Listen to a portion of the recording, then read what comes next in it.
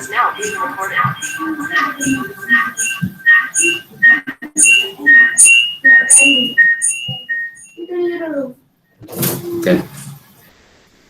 Yang baru gabung, selamat bergabung.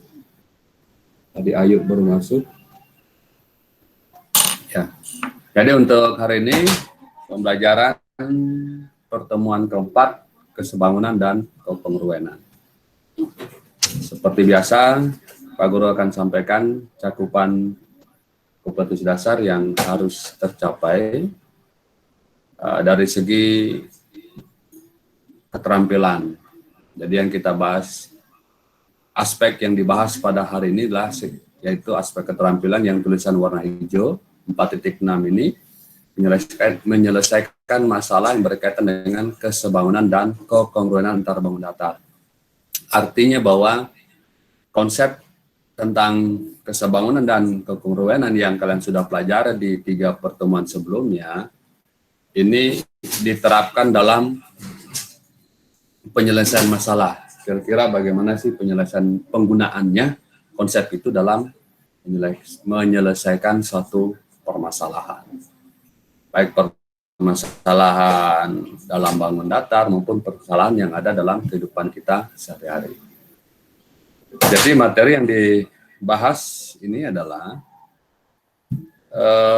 menentukan panjang sisi atau besar sudut yang belum diketahui dari 2 bangun segi banyak yang kongruen dan sebangun. Kemudian yang kedua, menyelesaikan masalah sehari-hari berdasarkan hasil pengamatan yang terkait dengan penerapan konsep kekongruenan dan kesebangunan bangun datar segi banyak. Nah, tentunya ada tujuan dari pembelajar ini yang ingin dicapai, yang Pak Guru harapkan kepada kalian, yaitu diharapkan agar kalian mampu menentukan panjang sisi atau besar sudut yang belum diketahui dari 2 bangun segi banyak yang kongruen dan sebangun. Kemudian yang kedua, kalian diharapkan mampu menyelesaikan suatu permasalahan sehari-hari yang terkait dengan penerapan konsep kekongruen dan kesebangunan. Jadi di poin 2 ini ada masalah sehari-hari yang bisa diselesaikan dengan menggunakan konsep kekongruen dan kesebangunan. Memang ada ya secara tidak langsung. Nanti penggunanya seperti apa nanti akan kalian ketahui di materi ini. Baiklah anakku semuanya, mari kita mulai untuk pembahasan materi ini. Jadi Pak Guru langsung tampilkan atau berikan contoh. Selamat menyaksikan. Siapkan konsentrasi. Menentukan panjang sisi dan besar sudut yang belum diketahui dari 2 bangun yang kongruen. Contoh. Perhatikan gambar trapesium ABCD dan PQRS yang kongruen di bawah ini. Nah, ini bentuknya 2 buah bangun, yaitu bangun trapesium ABCD dan PQRS. Jika panjang sisi AB 40 cm, yang ini ya, kemudian panjang BC 21 cm, panjang RS 16 cm, dan panjang PS 15 cm. Tentukan panjang sisi AD, sisi DC, sisi PQ, ini, kemudian sisi QR. Yang kedua, jika besar sudut A, yang ini 60 derajat, sudut B 40 derajat, berapakah sudut R dan sudut S? Tentunya untuk menyelesaikan penyelesaian soal permasalahan seperti ini, karena di sini soalnya merupakan bangun 2 bangun yang kongruen, maka kita menggunakan konsep kekongruenan. Jadi ingat kembali syarat 2 bangun yang kongruen. Masih ingat syaratnya? Apa kira-kira bisa sebutkan?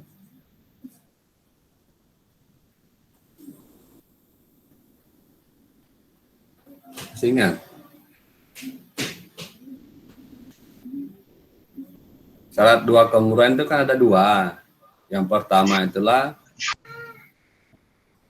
apa? Sisi-sisi yang bersesuaian memiliki ukuran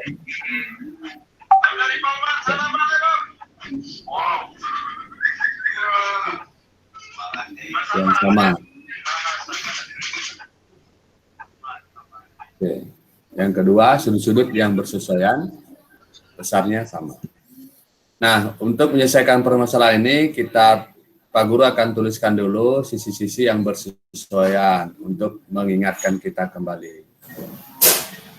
Yaitu sisi AB dan PQ, kemudian sisi BC dan QR, kemudian sisi CD dan RS, dan terakhir adalah sisi AD dan PS. Ini tentunya tidak sulit buat kalian untuk menentukan sisi-sisi yang bersesuaian. Kemudian Pak Guru akan tuliskan tentu sudut-sudut yang bersesuaian, yaitu besar sudut A dan sudut B dan sudut Q, perhatikan tandanya, sudut C dan sudut R, tanda yang ini ya, ini ada simbol-simbolnya, sudut C ada simbol X, sudut R juga ada simbol X, kemudian sudut D ada bulatan, tentunya dengan sudut S bulatan. Nah, sekarang kita selesaikan dulu yang bagian A. Oke. Nah, panjang sisi AD, DC, PQ, dan QR. Nah, sekarang kita gunakan konsep syarat kekongruenan dengan sisi-sisi yang bersesuaian seperti ini. Kita perhatikan.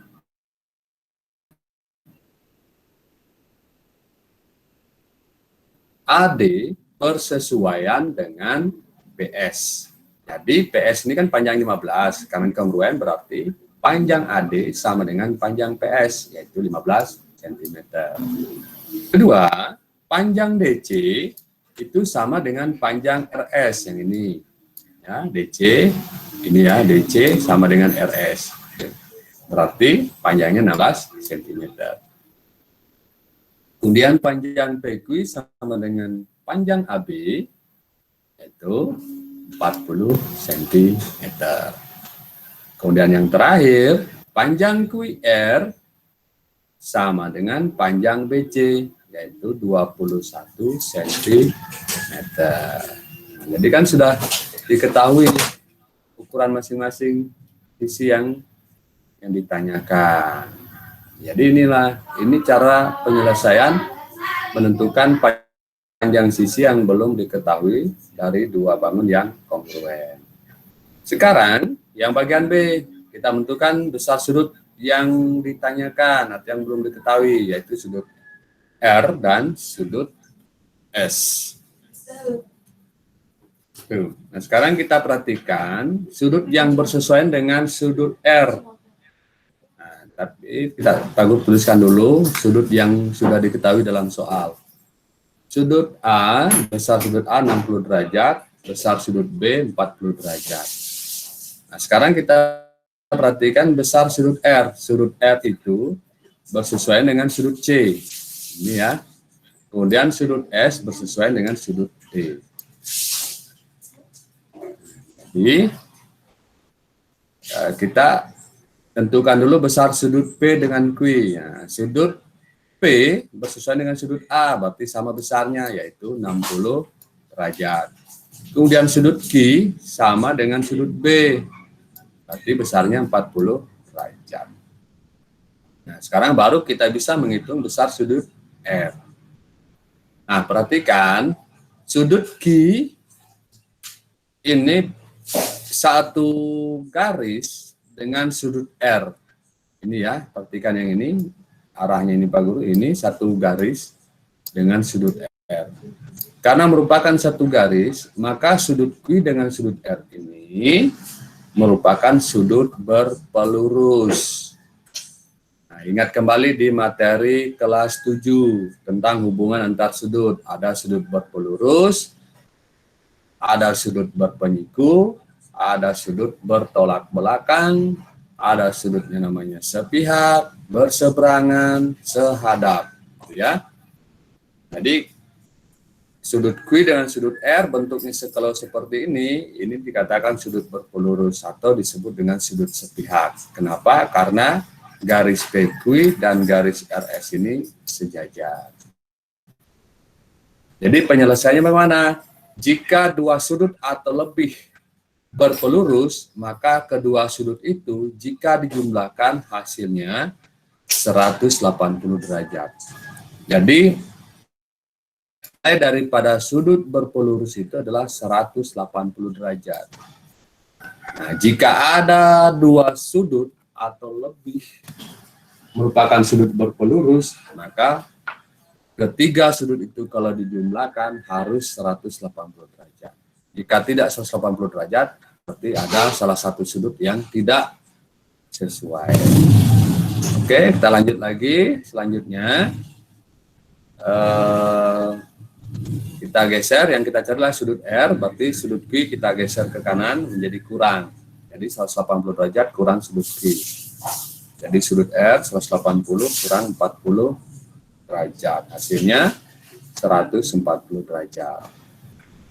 Nah, inilah besar daripada sudut R. Kemudian yang kedua, kita tentukan besar sudut S. Perhatikan sudut S. Sudut S segaris dengan sudut R dan segaris juga dengan sudut P. Nah, berarti bisa kita pakai dua-duanya. Keduanya bisa kita pakai dengan sudut R berpelurus dengan sudut R atau sudut S berpelurus dengan sudut P. Nah, yang mana saja boleh digunakan. Tetapi Pak Guru gunakan berpelurusnya dengan sudut P atau saling sepihak. Maka kedua sudut ditambahkan, sudut S ditambah sudut P sama dengan 180 derajat. Kemudian kita perkurangkan menjadi sudut S sama dengan 180 derajat dikurang sudut P. Sudut P-nya kan sudah tadi ketahui ini ya, 60 derajat nih. Jadi kita ganti 180 kurang 60 derajat, kemudian kita kurangkan hasilnya 120 derajat. Jadi inilah cara menentukan, kita kurangkan hasilnya 120 derajat. Jadi inilah cara menentukan panjang sisi dan besar sudut yang belum diketahui dari dua bangun yang kongruen. Oke, jika ada pertanyaan atau ada hal yang mungkin belum dipahami di bagian ini, silakan ditanyakan.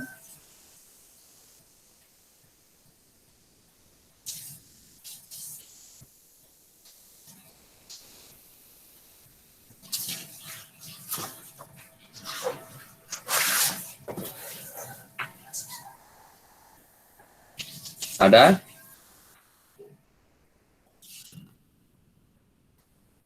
Agak panjang ini ya, agak lama sedikit. Oke, jika tidak ada, Pak Guru lanjut.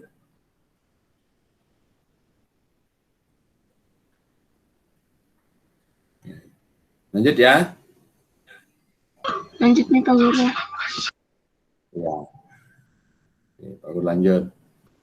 Contoh pertama, nah itu yang kongruan, dan sekarang menentukan dua bangun yang sebangun. Nah ini yang sebangun ini agak ada 3 contoh ya, Pak Guru tampilkan.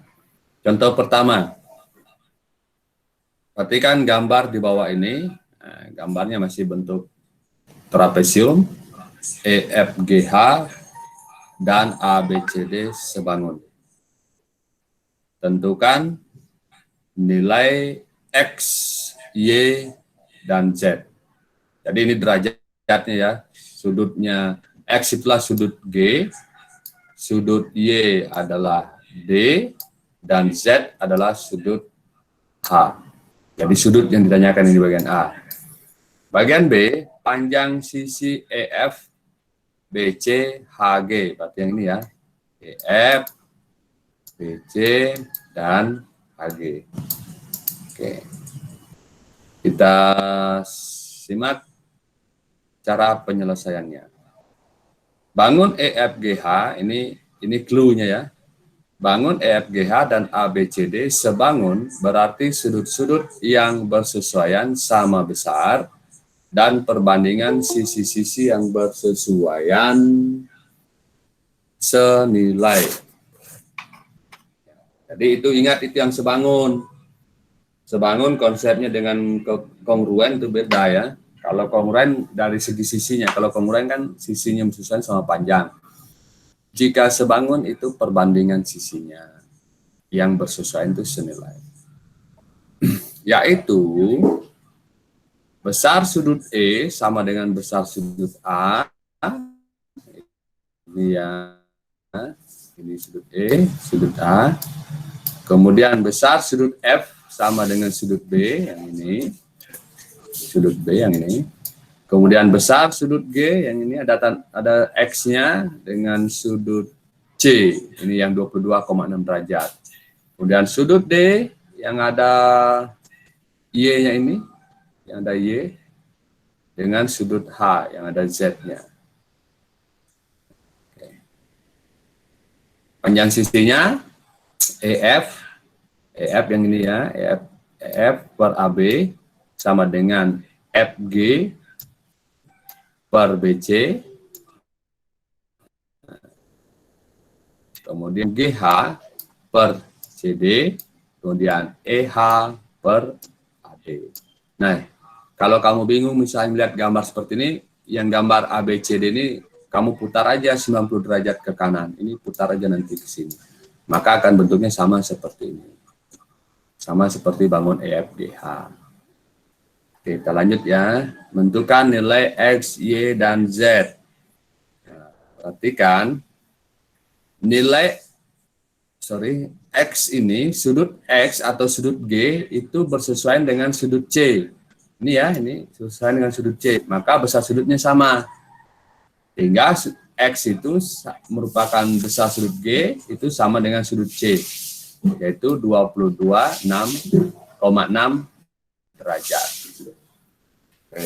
Kemudian sudut Y merupakan besar sudut D sama dengan sudut Z. Jadi sudut D sama dengan sudut H yang ini. Sudut D sama dengan sudut H. Ini ya. Ini. Nah, ini kedua-duanya belum diketahui. Nah, bagaimana cara menentukan besar sudutnya ini atau nilai Y dengan nilai Z? Yang pertama kita hitung dulu nilai Y. Nah, perhatikan hubungan sudutnya.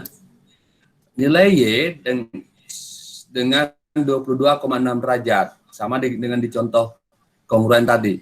Ini merupakan sudut yang berpelurus atau sepihak. Boleh juga dengan sudut D dengan sudut A. Boleh juga dengan ini. Nah, salah satu bisa diambil. Jangan dengan sudut B, ini tidak nyambung ya, tidak nyambung. Jadi lurusannya sagaris ini yang membentuk sudut ini. Jadi sudut D dengan sudut C ada hubungannya yaitu berpelurus. Sudut D dengan sudut A itu ada hubungannya berpelurus. Pilih salah satunya. Jadi Pak Guru ambil sini dengan sudut C. Nanti kalian bisa coba dengan menggunakan sudut A. Sudut D ditambah besar sudut C sama dengan 180 derajat. Ingat, ini 180 derajat ini tidak boleh diganti. Karena konsep daripada besar sudut berpelurus. Ingat kembali itu, materi kelas 7 itu. Ada jenis-jenis sudut. Sudut lancip, sudut siku-siku, sudut tumpul, sudut berpelurus dengan sudut, ada satu itu. Aku lupa lagi satu. Sudut refleks. Ingat itu. Nah, kemudian karena sudut Y dengan sudut D itu sama, maka sudut C kita geser ke kanan menjadi 180 derajat kurang sudut C. Nah, sudut C kan sudah diketahui 22,6 derajat. Kita ganti jadi 180 derajat dikurang 22,6 derajat. Hasilnya 157,4 derajat. Nah, jadi nilai Y kita sudah ketahui. Jadi nilai Y itu nilainya 157,4 derajat. Nah, karena di sini keterangannya bahwa nilai Y dengan nilai X ini bersesuaian, maka besar sudutnya sama. Maka nilai Z sama dengan nilai Y. Jadi 157,4 4 derajat. Nah, inilah cara menjawab pertanyaan yang bagian A. Ada yang belum dipahami, bisa ditanyakan.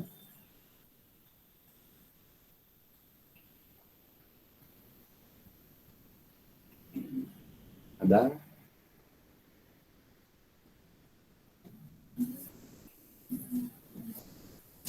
Silakan ditanyakan. Jika ada yang mau ditanyakan, jangan malu-malu untuk bertanya.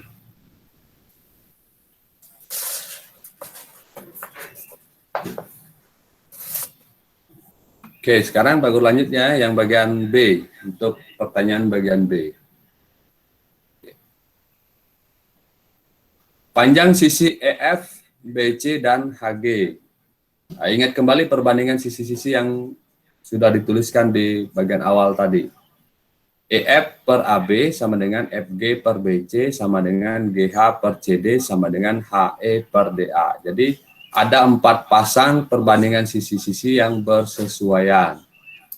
Nah, untuk menghitung panjang sisi salah satunya ini, kita menggunakan 2 pasang saja. Tidak menggunakan keempat-empatnya, hanya 2 pasang. Nah, sekarang pasangnya yang mana? Ya, tergantung yang panjang sisi yang ditanyakan dengan panjang sisi yang diketahui dalam soal. Sekarang yang pertama adalah panjang sisi EF. Berarti EF yang kita pakai yaitu yang ini, EF per AB. Sekarang pasangan yang mana? Ya, di soal itu yang diketahui kan panjang EH, FG, AD dengan AB. Berarti Pak Guru pakai AHE dengan DA. Jadi EF sama dengan AB, EF per AB sama dengan HE per DA. Kenapa gunakan ini? Karena panjang sisi AB, HE, dan DA itu diketahui dalam soal. Jadi yang kalau diketahui ketiga-tiga sisi dari 4 pasang ini, dari 4 sisi ini, kita bisa menentukan panjang EF. Ingat ya, yang kita pasangkan itu dengan sisi yang sudah diketahui. Jangan pasangkan dengan sisi yang belum diketahui, nanti tidak bisa menghitung panjang sisi yang ditanyakan. Oke, langsung aja kita ganti angkanya. EF per 16 sama dengan 15 per 20. Kita lakukan perkalian silang. Ini materi dari kelas 7 dibahas ini ya, perkalian silang ini. Ini dikali, ini dikali. Itu ya. EF kali 20 sama dengan 15 kali 16. 20 EF sama dengan 15 kali 16, 240. Kemudian EF sama dengan 240 dibagi 20. Hasilnya berapa?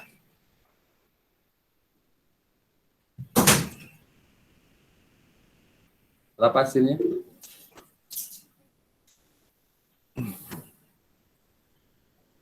Hasilnya adalah 12.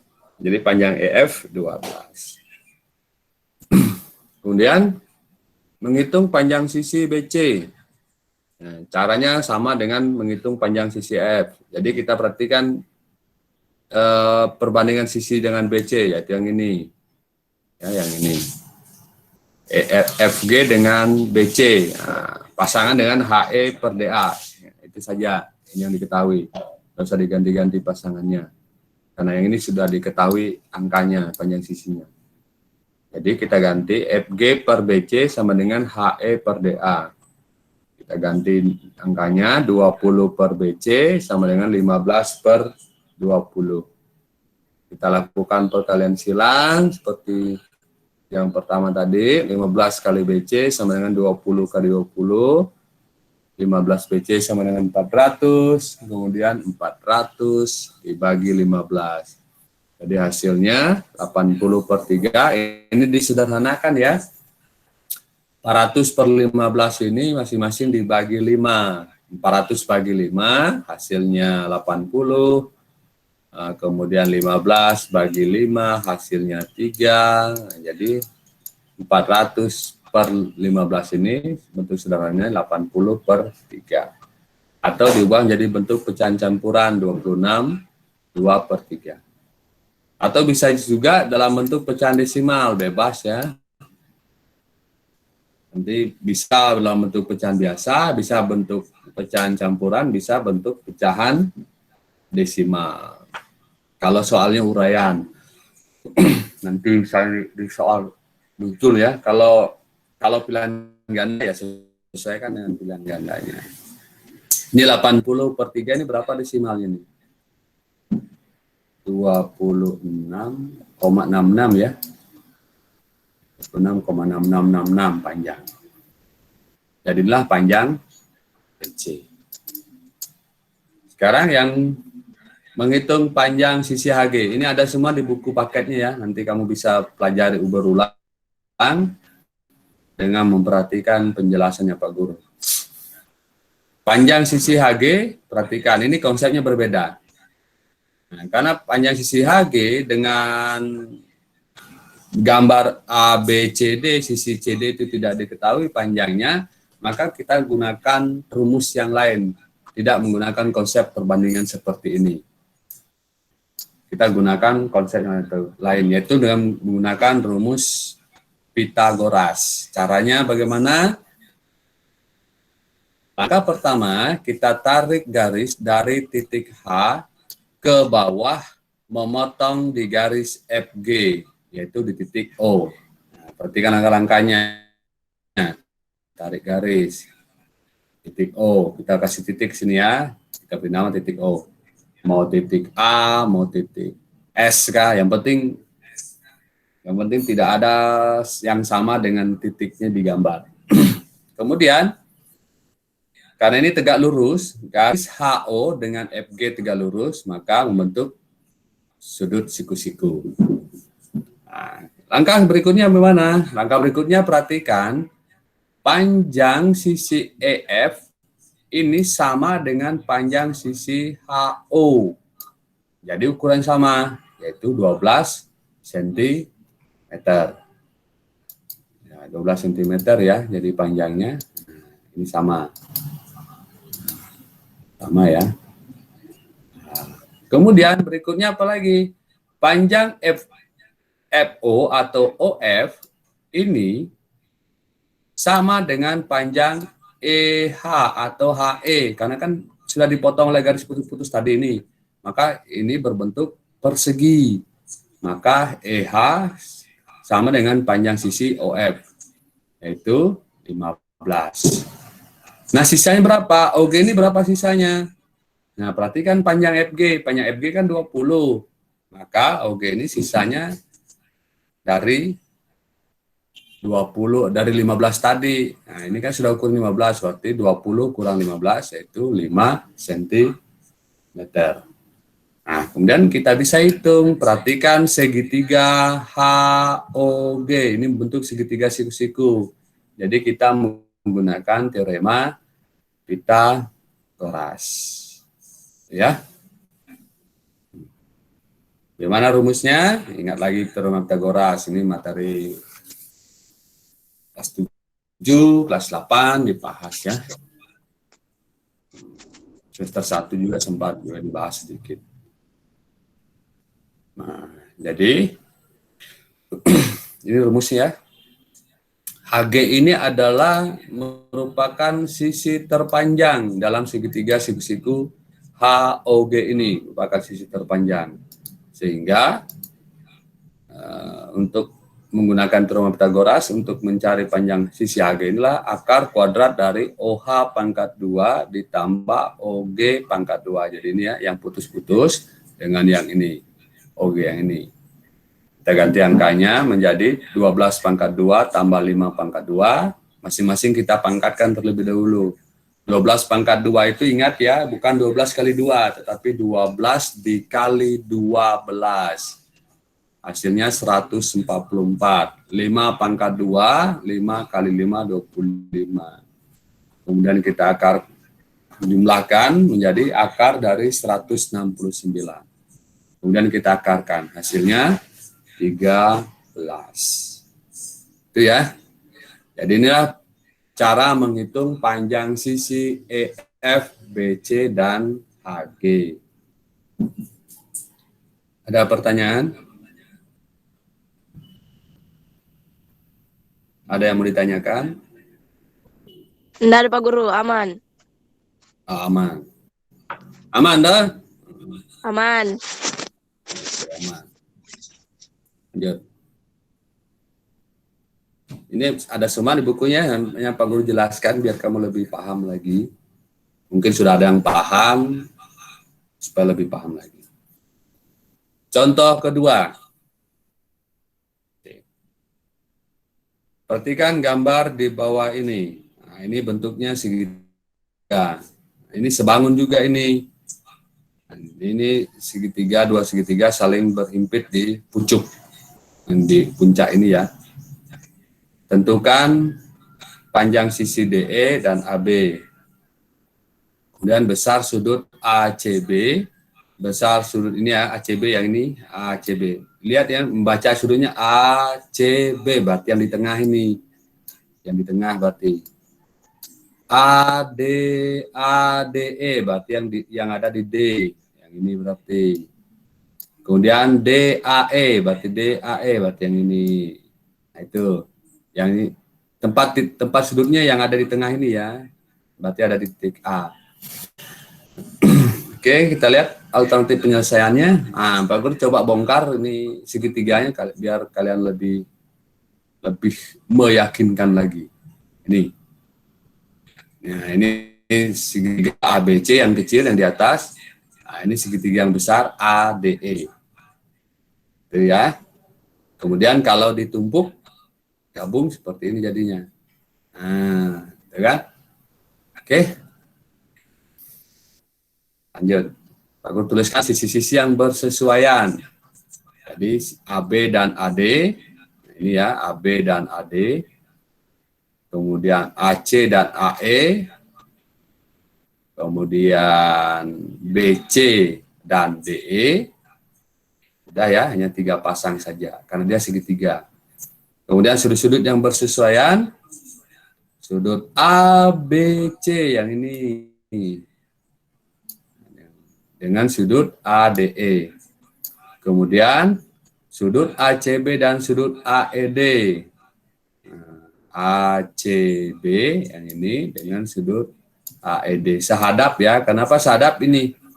Karena garis atau sisi BC dengan DE ini sejajar. Ada tanda panah begini berarti sejajar. Nah, maka Pak Guru bilang tadi dikatakan di awal, ingat lagi sudut-sudut yang dibentuk oleh 2 buah garis sejajar yang dipotong oleh garis lain. Kemudian lanjut lagi, sudut A pada segitiga ABC yang ini, dan sudut A pada segitiga ADE yang ini berhimpit. Nah, ini kan disatukan jadinya berhimpit di sini ya. Sudah ya untuk sisi yang bersesuaian dengan sudut yang bersesuaian. Ini sengaja Pak Guru tuliskan biar kalian lebih memahami lagi konsep daripada 2 bangun yang sebangun. Oke, sekarang langsung aja penyelesaiannya. Itu tadi yang penting kita sudah pahami. Kita yang pertama adalah panjang sisi DE dan AB. Ingat ini ya, sisi yang bersesuaian. Jadi kita gunakan konsep perbandingannya.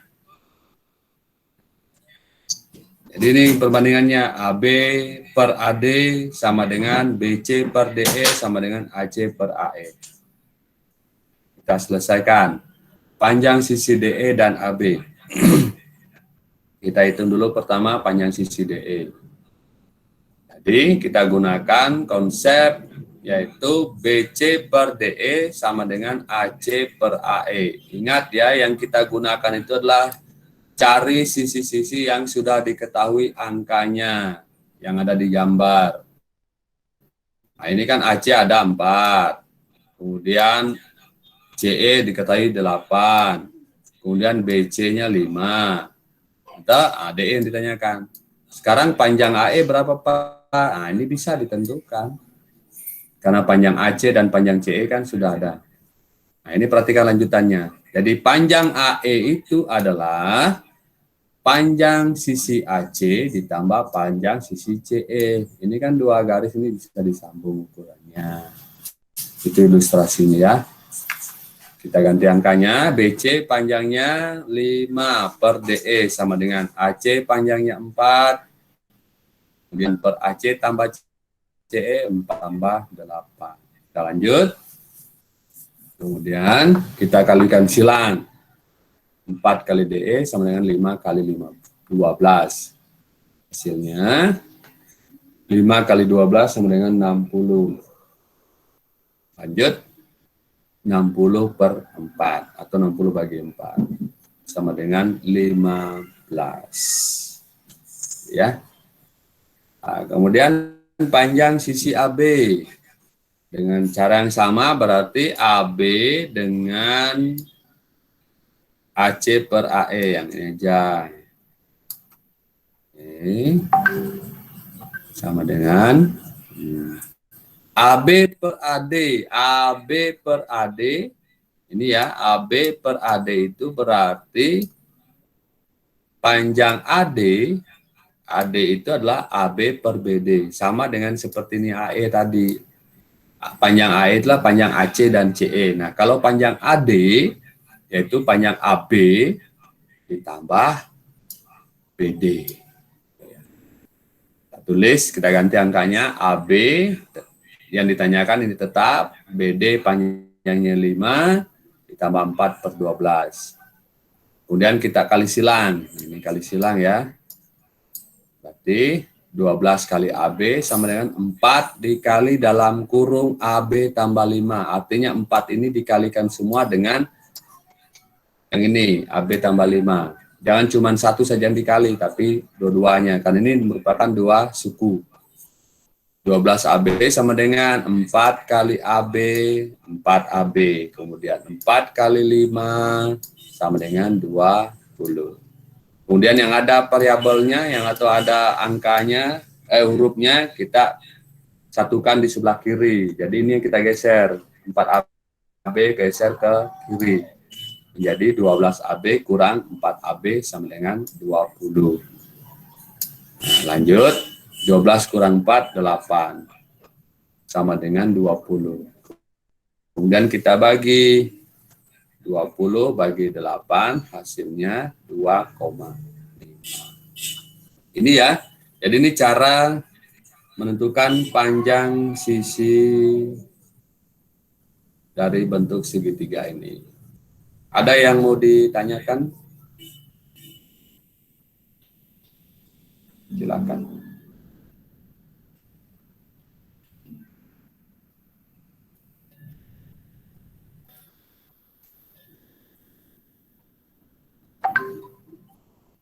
Oke, Nggak ada lanjut. Pak Guru, nggak ada. Lanjut. Siap. Siap. Kemudian besar sudut. Nah, ini besar sudut ini agak mudah ya. Kalau besar sudut kan, kalau dia bersusuan itu besar sudutnya sama. Sekarang bagaimana cara kita melihatnya pasangannya? Tadi kan sudah dijelaskan di awal ini sudah dijelaskan sehadap, berhimpit. Jadi ini ya, sudut yang sehadap berarti besarnya sama. Kemudian sudut ACB dan DAE yang sehadap berarti besarnya sama. Kemudian sudut yang berhimpit juga besarnya sama. Ingat ya, sudut berhimpit ini bentuk seperti ini. Dia ditumpuk istilahnya, bertumpuk. Oke, kita lanjut. Penyelesaiannya, besar sudut ACB, besar sudut ADE, dan besar sudut DAE, satu persatu. Besar sudut ACB sama dengan besar sudut AED. Yang ini ya. Nah, yang ini. Nah, jadi besar sudut ACB sama dengan besar sudut AED, 45 derajat. Kenapa? Karena sehadap. Kemudian yang kedua, besar sudut ADE sama dengan ABC. Kenapa? Karena sehadap. Itu alasannya kenapa bisa sama, karena sehadap. Nah, kemudian yang terakhir adalah besar sudut DAE. Nah, DAE ini kan DAE pada segitiga ADE dan sudut A pada segitiga BAC ini kan belum ada diketahui. Caranya bagaimana? Kita menggunakan konsep segitiga. Jumlah sudut pada segitiga. Segitiga itu kan memiliki 3 sudut. Nah, ketiga sudutnya itu kalau dijumlahkan itu hasilnya 180 derajat. Jadi kita menggunakan konsep itu. Ini ya. Kemudian ketiga sudut ini kita jumlahkan. Nah, jadi perhatikan segitiga ADE memiliki 3 sudut yaitu DAE yang ini, kemudian ADE yang ini, kemudian AED. Ya, jumlah 3 sudutnya sama dengan 180 derajat. Nah, kita jumlahkan ini ya penulisannya. Kemudian kita pergeserkan ke sebelah kanan. Ya, ini kan yang ditanyakan besar sudut DAE berarti tinggal sebelah kiri. Ya, jadi yang ada diketahui nanti angkanya di sebelah kanan jadi kurang. Jadi 180 derajat dikurang sudut ADE 70 derajat, sudut AED 55 derajat. Kemudian kita jumlahkan yang dalam kurung menjadi 180 derajat dikurang 115 derajat.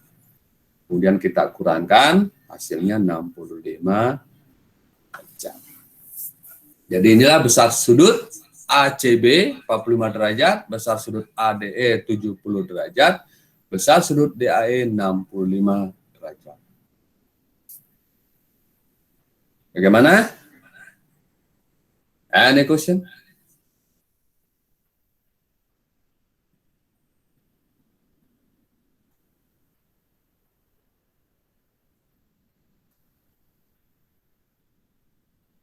Ingat ya, saya lagi Pak Guru tekankan, untuk menghitung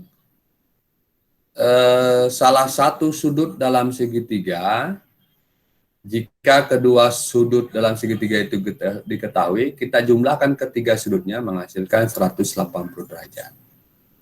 Gitu ya. Oke. Kalau tidak ada, aku lanjut contoh yang terakhir. Ini penyelesaian soal permasalahan sehari-hari.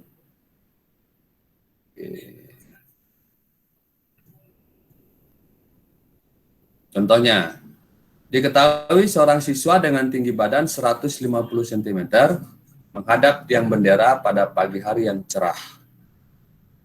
Hormat bendera istilahnya, bukan dihukum. Panjang bayangan siswa adalah 2,5 meter dan panjang bayangan tiang bendera adalah 6 meter. Tentukan tinggi tiang bendera tersebut. Ini ilustrasi gambarnya. Ini ada seorang siswa, mungkin mataharinya di sini. Nah, ini bayangan siswa itu dari dia berdiri ke belakang. Sedangkan panjang bayangan tiang bendera dari pangkal tiang bendera sampai di ujung sini. Nah, ini ditariklah garis lurus. Jadi kan membentuk segitiga siku-siku. Alternatif penyelesaian kita tulis dulu, diketahui tinggi badan siswa 150 cm, kemudian panjang bayangan siswa 2,5 meter atau diubah dalam bentuk cm menjadi 250 cm. Ini ingat ya, meter ke centimeter itu sama dengan 100. Kemudian panjang bayangan tiang bendera 6 meter sama dengan 600 cm. 6 dikali 100. Kemudian yang ditanyakan tiang bendera, kita misalkan beri simbol huruf T atau X boleh. Ini cuma simbol saja ya, untuk memudahkan kita menulis nanti di konsepnya. Nah, bentuk ini Pak Guru akan buatkan sketsa segitiganya. Bentuk seperti ini. Ya. Jadi bentuknya seperti itu. Nah, kan sama bentuknya seperti segitiga yang contoh kedua tadi. Hanya ini dikasih baring, yang tadi yang kedua dikasih berdiri. Jadi AB adalah tiang bendera, DE adalah tinggi anak, EC adalah bayangan siswa, BC ini adalah bayangan tiang bendera. Jadi kita gunakan konsep kesebangunan di contoh kedua. Berarti tinggi tiang bendera, ini kan sebangun. Tinggi tiang bendera AB per tinggi siswa.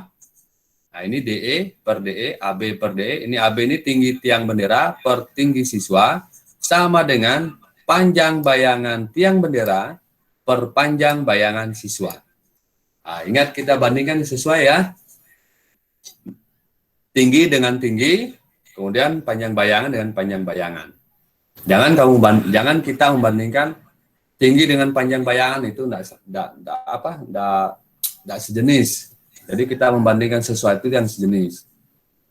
Nah, kan biasa itu bandingkanlah jeruk dengan jeruk, jangan jeruk itu apel misalnya itu, atau jangan bandingkan motor dengan mobil, yang mana kalau besar ya kalah motor kan.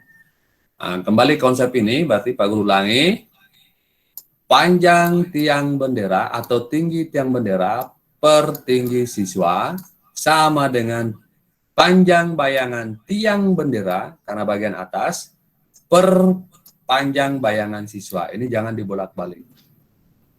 Maksudnya dibolak-balik ini, jangan dibalik. Misalnya di tinggi tiang bendera per tinggi siswa, kamu balik di sini, yang di atasnya kamu tulis panjang bayangan siswa, itu tidak tepat ya, keliru. Kita ganti angkanya, AB per 150, karena AB yang ditanyakan, sama dengan 600 per 250. Kita kali silang, 250 kali AB, ini 600 kali 150. Lanjut, nah, 600 dikali 150 hasilnya 90.000. Kemudian kita bagi 90.000 bagi 250. Hasilnya 360. Jadi tinggi tiang bendera tersebutlah 360 cm atau 3,6 meter. Ada pertanyaan? Sampai di sini?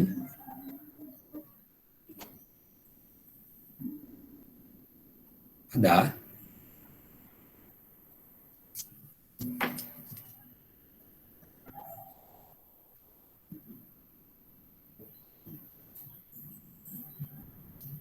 Ada. Oke, jika tidak ada, Pak Guru kembalikan ke room. Oke. Dari sini ya. Oke, siap. Baik, demikian yang bisa Pak Guru sampaikan untuk materi ini. Mudah-mudahan bisa dipahami. Jika belum, nanti bisa ditanyakan.